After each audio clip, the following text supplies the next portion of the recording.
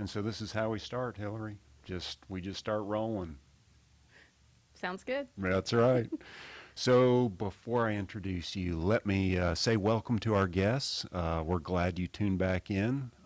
As always, please subscribe. Ring that bell so that you receive our weekly updates. This is part of our COVID response team efforts here at Ridgeview. And we always have our helpline up and available for folks. Please know that there are trained counselors that are available 8 a.m. to 8 p.m. every day of the week. They're there to provide a listening ear and some counsel and feedback and network you to help get your needs met if you have been adversely impacted by COVID-19.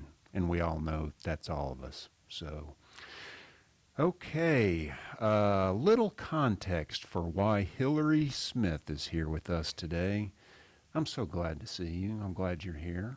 Glad to be here. Good, good. So the context, typically we have the opportunity to go to Roane State Community College, a great community partner of ours, Sue Sane and her OTA class, Occupational Therapy Assistants. And we always love spending some time with them in person. We usually have a full hour to talk with them about Ridgeview and about psychosocial rehab and what some of their field placements might look like. Obviously, due to COVID-19, that's not allowed. Sue emailed us and said, hey, I've got an idea for our class this time. I would love it if you would send us a recording where you would answer some of these questions and keep it under 20 minutes. And I thought, well, hey, I know the exact form in which we can do this because our podcast, we try to keep it around 15 minutes. So to all those students out there, good to see you. Keep learning. We wish we were there in person next time. So we're just going to talk through Sue's list of questions here. All right, so humor me with helping me through this. All right, so the first question is, tell us a little bit about the services that are offered at Ridgeview.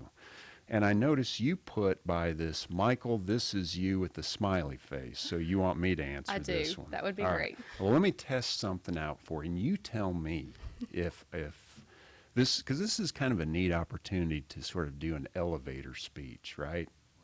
30 seconds to say what it is you do at Ridgeview.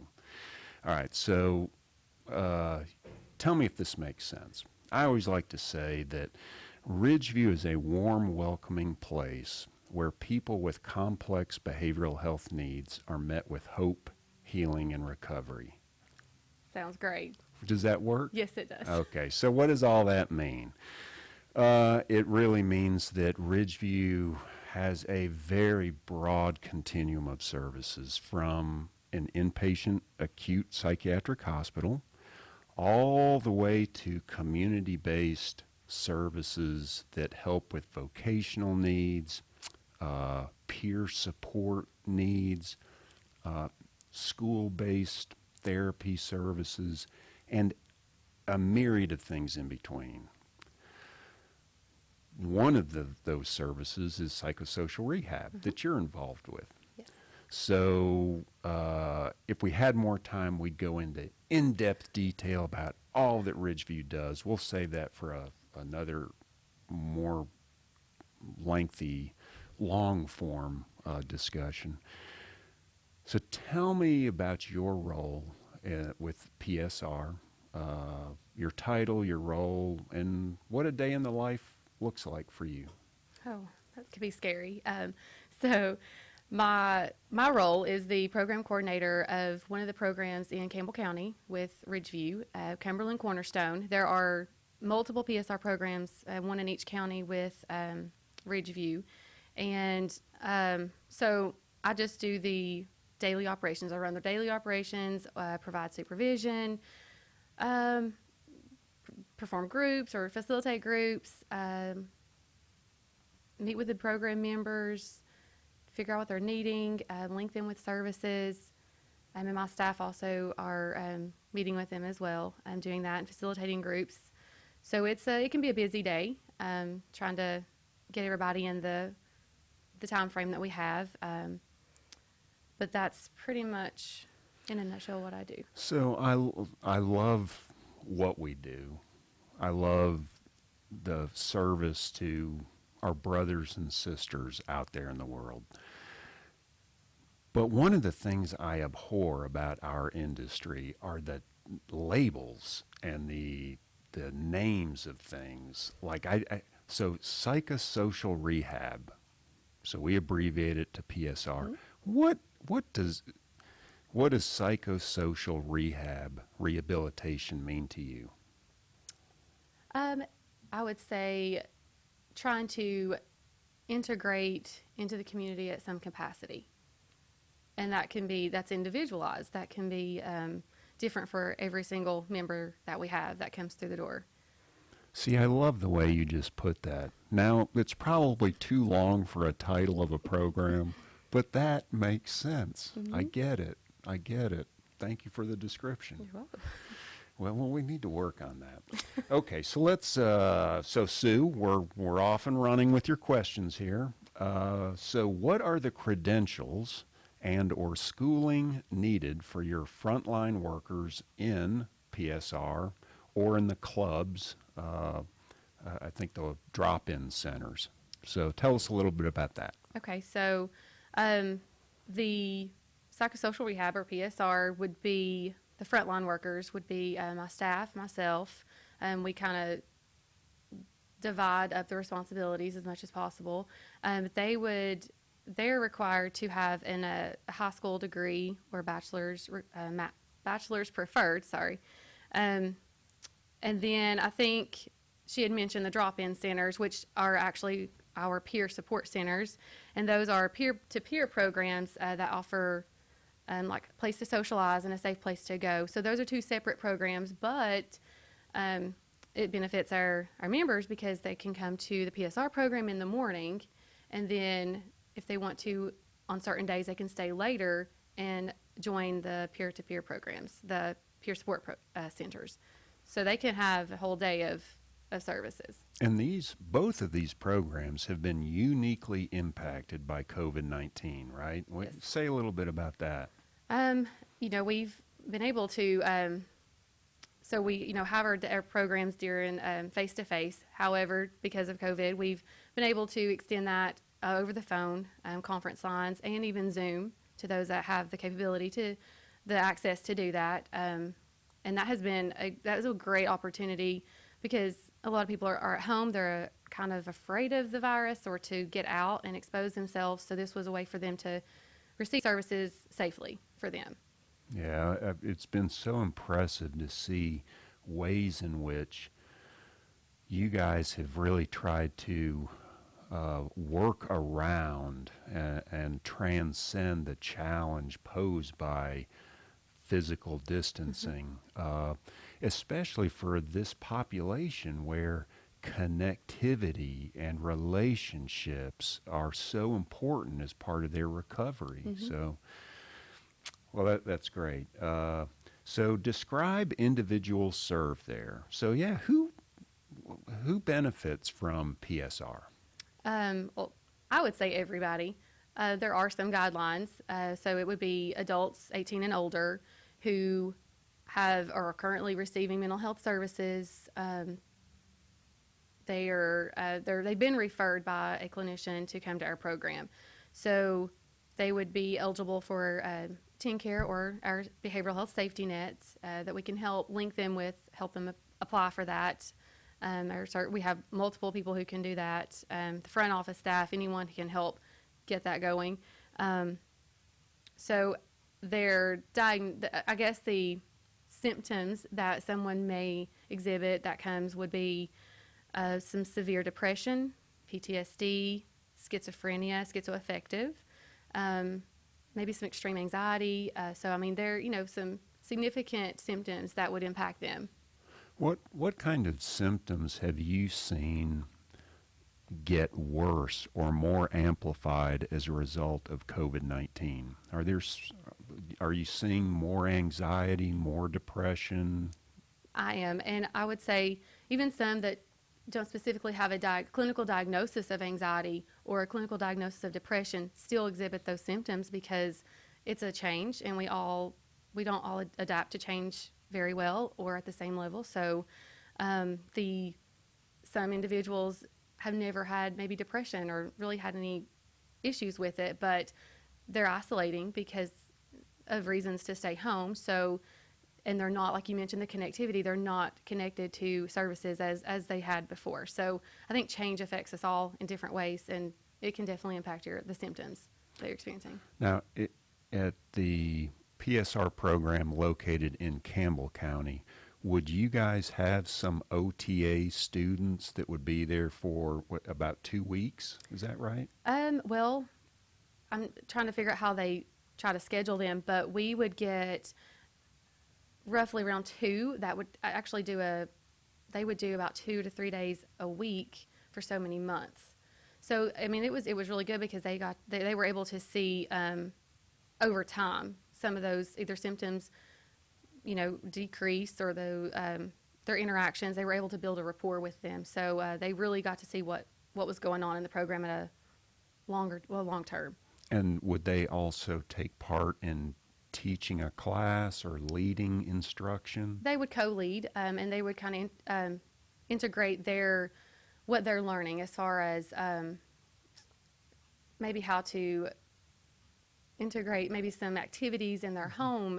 They would show them things to do, even some strategies how to cope with certain things, which you probably wouldn't think that occupational therapy assistants would be doing that, but they do, and I think that it's needed. And they used to be in the inpatient hospitalizations, and this was something that was a while ago, but now that because of funding and all of that, they've kind of decreased their presence in the inpatient hospitals. Right. Yeah. So what would be, I'm sure this is an enormous range, but a member who is part of PSR, is there an average length of time that they're in the program, or is there a range that they? I mean, I would say we do goal planning and we do it's treatment plans, and we monitor their progress. So it's all voluntarily based. So they can leave at any moment that they feel like they want to. But we try to set goals and help them set goals that are achievable for them, small steps. But there's not really a set time. It's more of an individualized plan when they feel that they're ready, or feedback through the treatment team as to when they're ready to discontinue the service, or that they're able to integrate into the community. And I say that because that's a huge goal for everybody to get at some capacity integrated into the community, whether it's with work, going to school, or just at whatever level they're able to do, volunteering. You can find a lot of purpose through volunteering in the community and giving back in some way. I love, you've used the word integration several times, and I love that. I guess I'm wondering, we can easily fall into, not really appreciating what is lost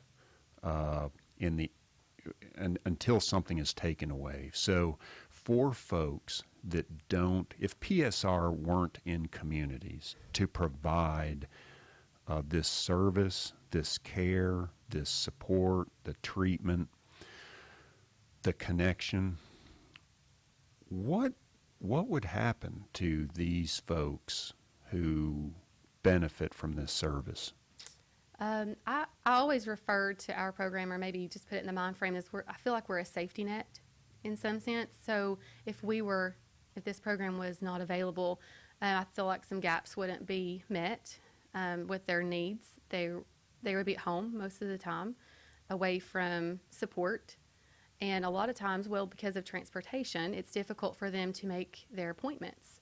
So we're also available to get them to the facility to where they can keep their appointment. So, it's a wraparound type of service. And I feel like if we're not there, they would we would, I mean, they would, it's a need that's not met, a Yeah. huge need, several needs that's not met. And falling through the gaps certainly could lead to some of those more acute forms of care, like use of emergency departments, hospitalization, either psychiatric or otherwise, probably more poor health outcomes, physical health outcomes. So, okay, very good. Working our way through the list here, here's a good one. What is the ultimate goal of the services provided by Ridgeview? I notice again there's Michael with a question mark by this one. Was that Sue or was that you putting that there? That would was be me. you? That Yeah. would be me. The ultimate goal.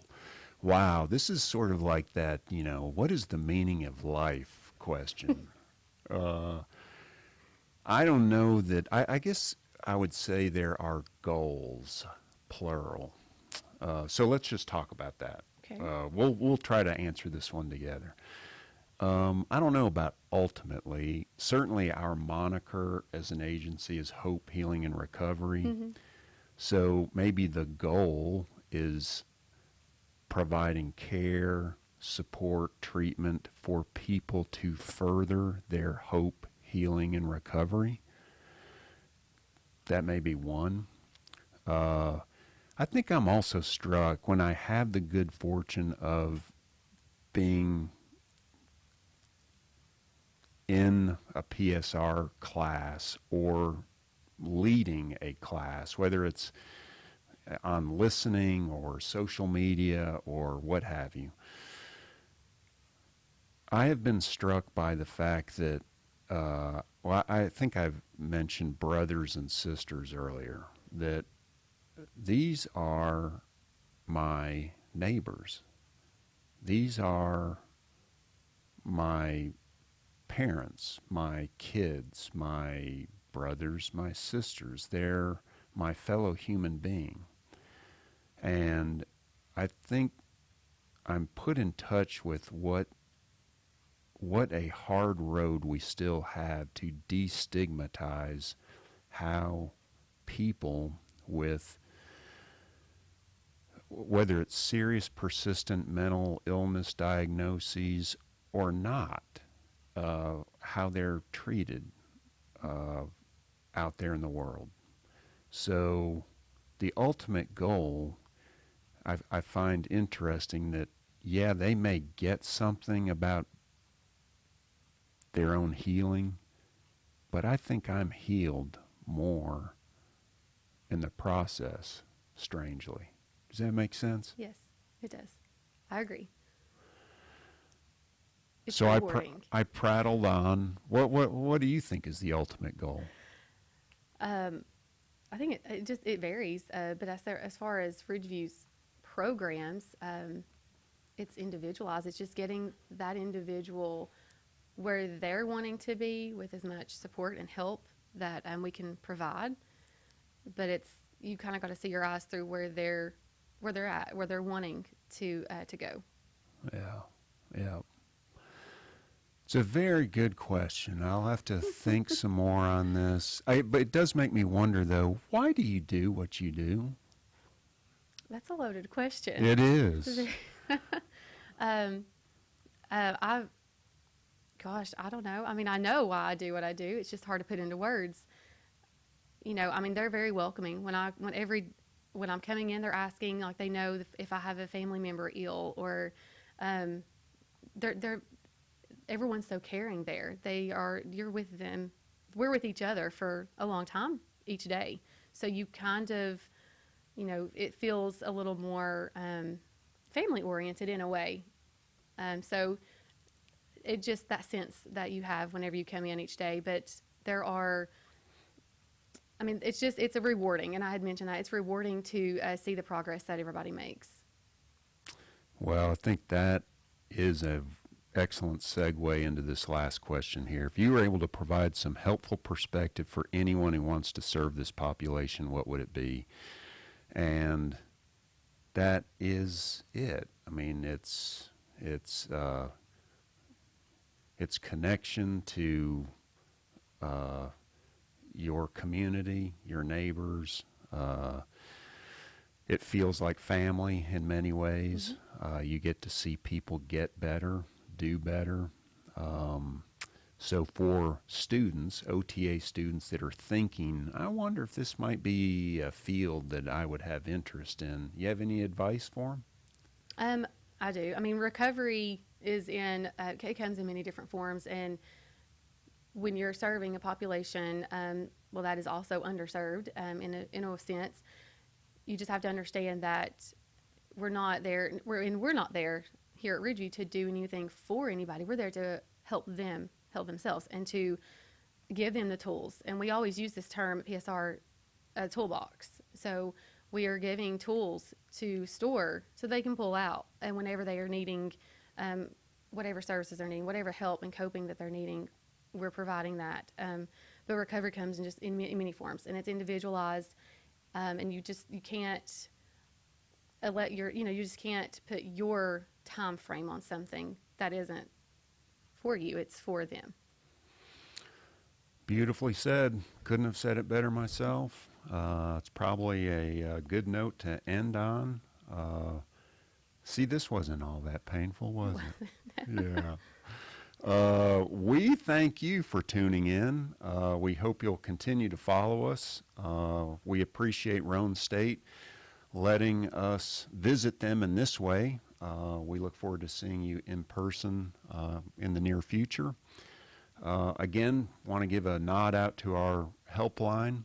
It is available and is part of our COVID response, as is this video podcast forum. Hilary Smith, thank you so much. Thank you for I've having me. learned a lot from you. I appreciate you being here, and come back. Thank you. All right. Take care, everybody.